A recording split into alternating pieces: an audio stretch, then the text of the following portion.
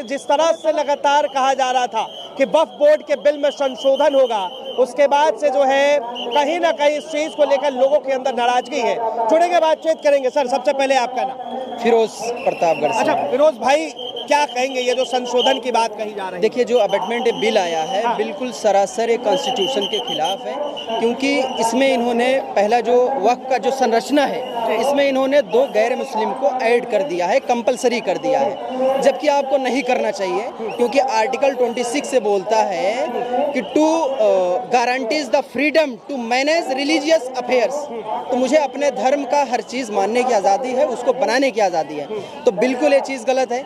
Article 14 ये बोलता है कि सभी समानता के लिए, उसमें भी आपने मेरे लिए पार्शियलिटी कर दी। अगर आपको ये करना है, ऐड करना है, तो आप आंध्रा का धर्मार्थ बंदोबस्ती एक्ट 1997, कर्नाटका का 1987 जो बंदोबस्त एक्ट है, उसमें साफ तौर से बोला गया है कि अगर उसकी संरचना होगी तो उसमें सिर्फ और सिर्फ हिंदू लोग होंगे। और आप हमारे में नॉन मुस्लिम को भी ऐड कर रहे हैं, हमारे में भी मुस्लिम थे पहले, वही चीज़ होनी चाहिए। आप क्यों चेंज कर रहे हैं? और उसमें जो कार्यकारी अधिकारी होगा, जो आयुक्त होगा, जो उसका सीईओ होगा, वो हिंदू होगा।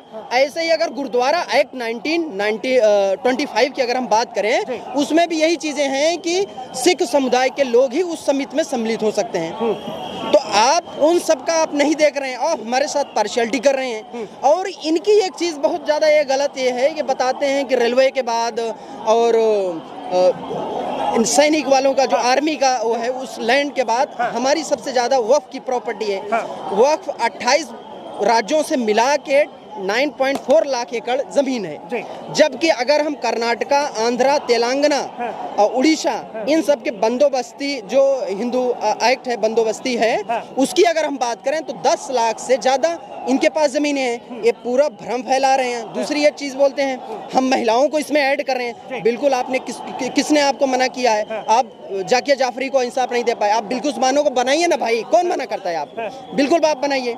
ये चीज़ें हैं। और दूसरी ये चीज़ें जो सर्वेक्षण का जो लास्ट रहता था कि इसमें सर्वेक्षण जो हमारा होगा उसमें वक्फ का एक आदमी बनाया जाता था, अब इन्होंने क्या कर दिया कि उसको कलेक्टर के हाथ में दे दिया।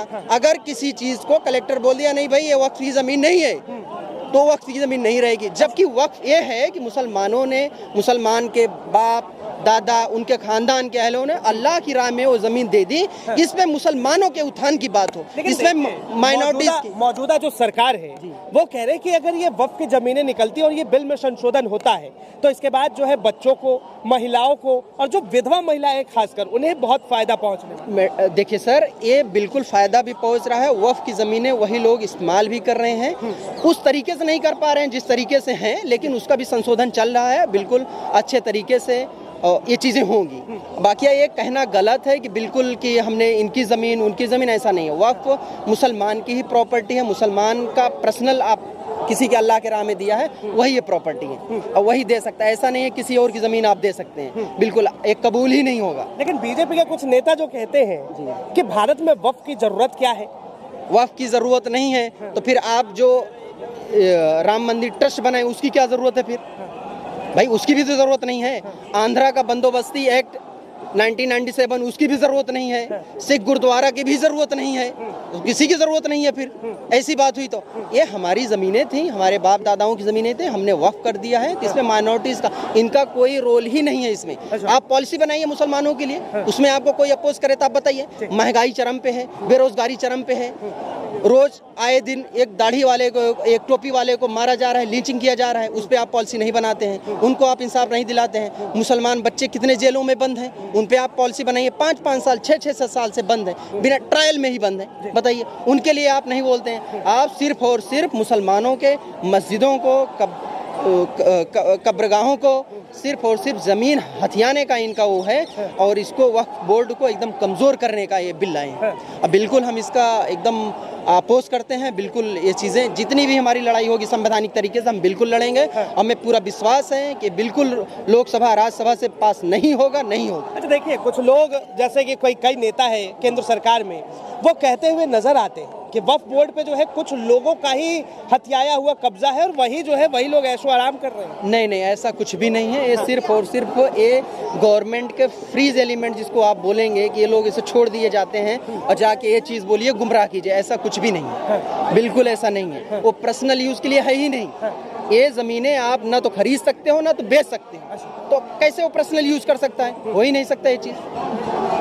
अब कुछ नेताओं का ये भी आरोप है कि कहीं ना कहीं मुस्लिम कम्युनिटी के नेता हैं, वो ये कहते हुए नजर आ रहे हैं कि हिंदू और मुस्लिम के बीच में कहीं ना कहीं ये नफरत फैलाने वाली बात है, ये साजिश हो रहा है। बिल्कुल ये साजिश कर रहे हैं, इसीलिए तो अमेंडमेंट बिल का ये जो संशोधन लाए हैं, इस बिल्कुल साजिश के तहत ही लेके आए। साजिश से जो है कैसे नफरत बढ़ेगा, आप क्या कैसे फैलेगा, ये थोड़ा बताइए। नहीं देखिए, जैसे कि आप समझिए कि जो भी लोग बोल रहे हैं कि पार्शियलिटी कर रहे हैं, भाई हमको संविधान ने अधिकार दिया हुआ है कि आप हम अपना धर्म मान सकते हैं, तो बिल्कुल हमको मानने दीजिए ना। आप क्यों इसमें संशोधन कर रहे हैं? अब उन लोगों को आप क्यों चांस दे रहे हैं जो नफरत फैलाने की कोशिश करते हैं कि मुसलमानों को देखिए उनकी ज़मीनें लिया जा रहा है, वो खुश हो रहे हैं मुसलमानों को। वाकई में आप अगर देखेंगे NCRB का डेटा भी देखेंगे भाई साहब, तो उसमें महिलाओं के प्रति कितना ज़्यादा मतलब केस बना हुआ है, मुसलमानों के खिलाफ जेलों में बंद हैं लोग, उस पर आप काम नहीं करते हैं। सिर्फ और सिर्फ आपको ये लग गया कि मुसलमानों की अब ज़मीनें, आप वैसे भी आप देखिए उनके घर को गिराया जा रहा है, उनको रास्ते में नहीं चलने दिया जा रहा है, गोली मार दिया जाता है। मोदी जी आपके ज़मीनों को क्यों छीनेंगे, क्यों आपका ज़मीन लेना चाहेंगे? वो नहीं लेना अगर चाहते तो अमेंडमेंट बिल लाने की क्या ज़रूरत थी? ये नॉन मुस्लिम को उसमें क्यों ऐड कर रहे हैं? ज़मीनें छीनने के लिए ही तो कर रहे हैं, और उसमें भी इन्होंने बहुमत का कर दिया है। 12 नॉन मुस्लिम तक आप इसमें ऐड कर सकते हैं। भाई क्यों? जब उनकी बहुमत होगी तो कोई भी हमारी ज़मीनें हमारे जो बाप दादाओं ने दी हैं उसको आप लेके दूसरे के लिए यूज़ करेंगे। और जिस पे वक्फ बोर्ड ने जैसे किया है कि इस पे कब्जा है, उस पे कब्जा है, उसको आप कलेक्टर के हाथ में दे रहे हैं। कलेक्टर बोल दिया तो बोलेंगे नहीं भाई ये तो कलेक्टर बोल दिया है, तुम्हारा मानेगा ही नहीं। भाई मेरी ज़मीनें हैं, मेरा हक है, तो आप उसमें क्यों इंटरफेयर कर रहे हैं? बिल्कुल आपको नहीं करना चाहिए चीज़ें। लेकिन कह रहे हैं कि कुछ लोग जो है जानबूझकर ये माहौल खराब कर रहे हैं, हालांकि सरकार जो है मुस्लिम समुदाय के पक्ष में भी काम कर रही है। नहीं, ऐसा नहीं है। कोई एक चीज़ आप बता दीजिए कि मुस्लिम के पक्ष में इन्होंने काम किया हो।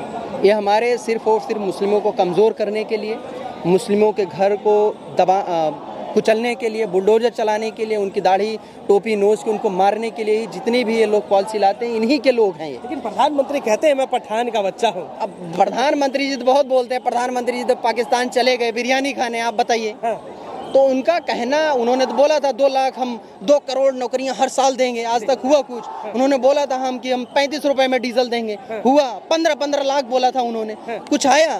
तो सिर्फ और सिर्फ उनकी जुमलाबाजी है, वो बस कुछ लोगों को खुश करने के लिए, अपना वोट बैंक बनाने के लिए ऐसी बात बोल रहे हैं। बिल्कुल इसका कोई मतलब नहीं है, और बिल्कुल वो नहीं सोचते हैं। अगर वो सोचते हैं तो अमेंडमेंट बिल को वापस ले लेते हैं। अच्छा, वापस ले लें, नहीं तो आप लोग जो है सड़क पे उतरें। बिल्कुल हम सड़क से, संविधान से जैसे हो गया, जो हमको कॉन्स्टिट्यूशनल राइट दिया गया है उस हिसाब से हम बिल्कुल प्रोटेस्ट करेंगे आज। बाकी सब सही बाकी सब सही। चलिए, बहुत बहुत धन्यवाद तमाम जानकारी के लिए। तो सुना किस तरह से जो है इन्होंने युवा साथी ने अपनी बातें रखी। बहरहाल केंद्र सरकार से लगातार मांग है कि कानून में जो संशोधन होने वाली है वो ना हो, वरना हम तो सड़क पे हैं ही और सरकार से इसकी जवाब भी मांगेंगे। बहरहाल इसे लेकर आप क्या सोचते हैं, अपनी प्रतिक्रिया जरूर दें। फिलहाल के लिए इतना ही। ऐसे तमाम खबरों के लिए देखते रहे DS4 न्यूज़।